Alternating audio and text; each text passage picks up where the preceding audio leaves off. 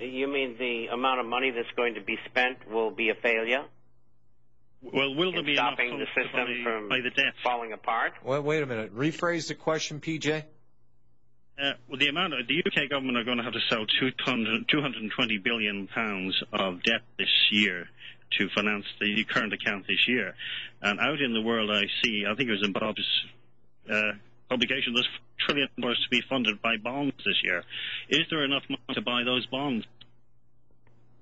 The answer has already been shown to people, and they had a bond sale last week, or was it the week before, and the results were dreadful.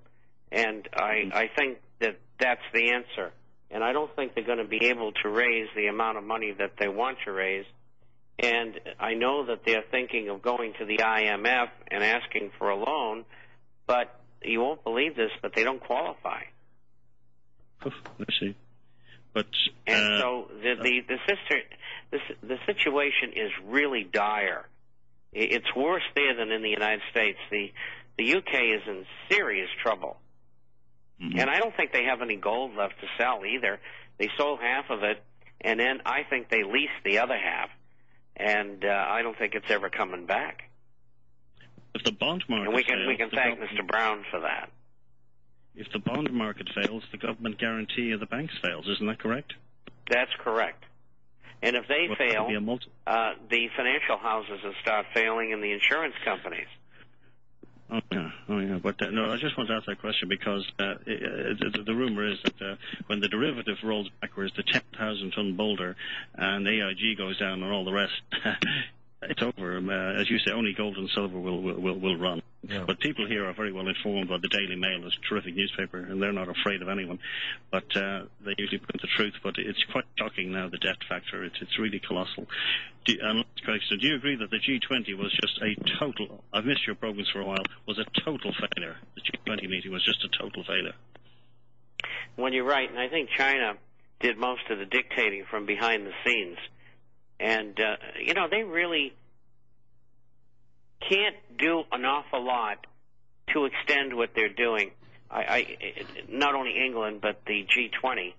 And I think they might get away with hyperinflation over the next year and a half or two, and that'll be it. They're going to have to pull the plug. They're not going to have any choice but to go into deflationary depression. They're already in inflationary depression.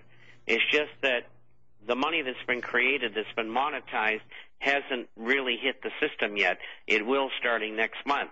And all the money that's sitting on the balance sheets at the Bank of England and at the Federal Reserve that has been lent to the banks, that they've lent back to receive interest on as an income and to keep their balance sheets up, I think that the Fed and the Bank of England are going to have to force the banks or tell the banks to spend that money.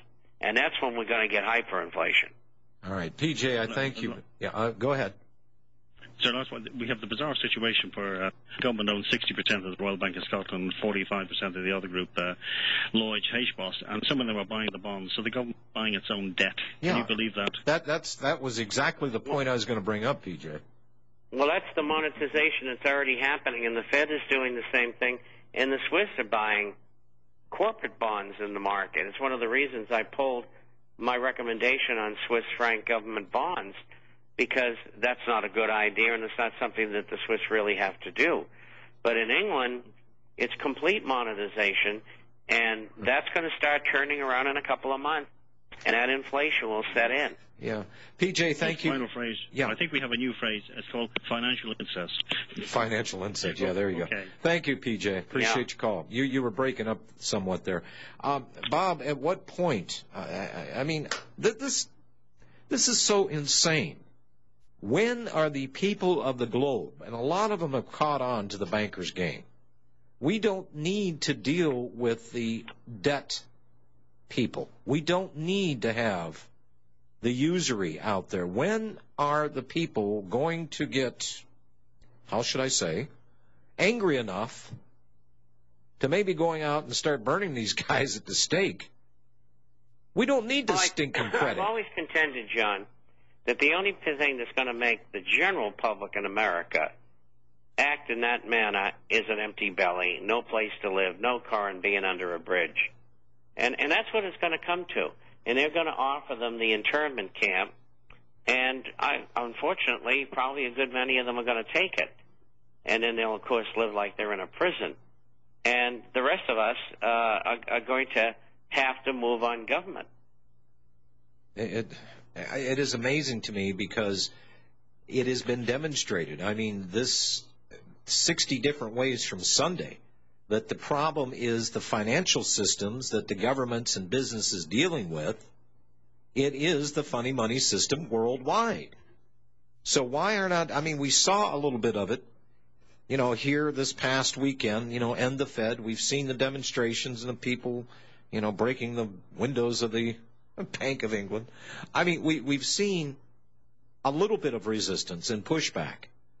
But I'm telling you, until these politicians in high places in government, until the people are storming the gates of the palaces telling them, hey, the heck with you and the eating the cake deal, you're out of here. We want honest money. We want our lives back. This is total horse manure. Well, the politicians won't do anything until forced to.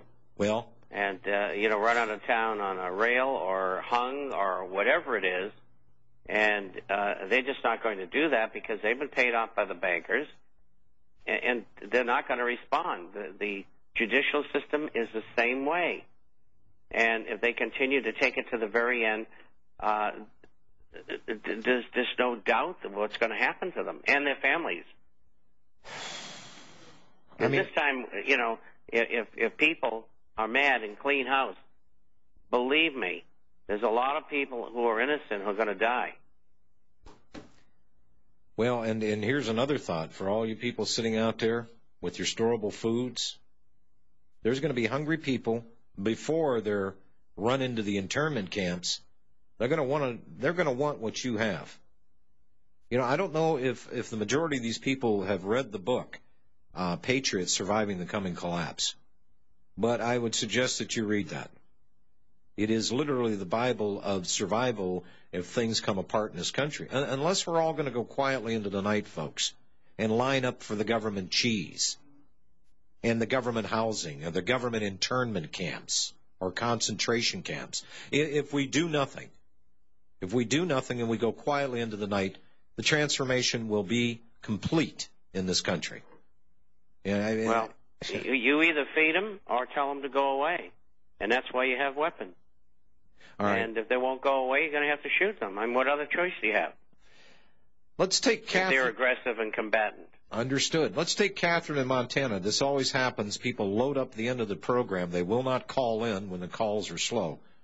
Folks, you got to help me help you. Catherine in Montana. Hello, yes. Catherine. Hi, John. Hi. I wanted to tell you that Dr. Steve R. Piecinich, yes. Pieczenik. Yes. I'm trying to find the phone number for you, but when I did a Google search, he is in Bozeman with a group called Integrative Medicine. Oh, okay. INTEGRATIVE Medicine, Bozeman, Montana. Okay. He's a psychiatrist. Right. Besides just being an author and all of his government background. Okay, can you email that to me?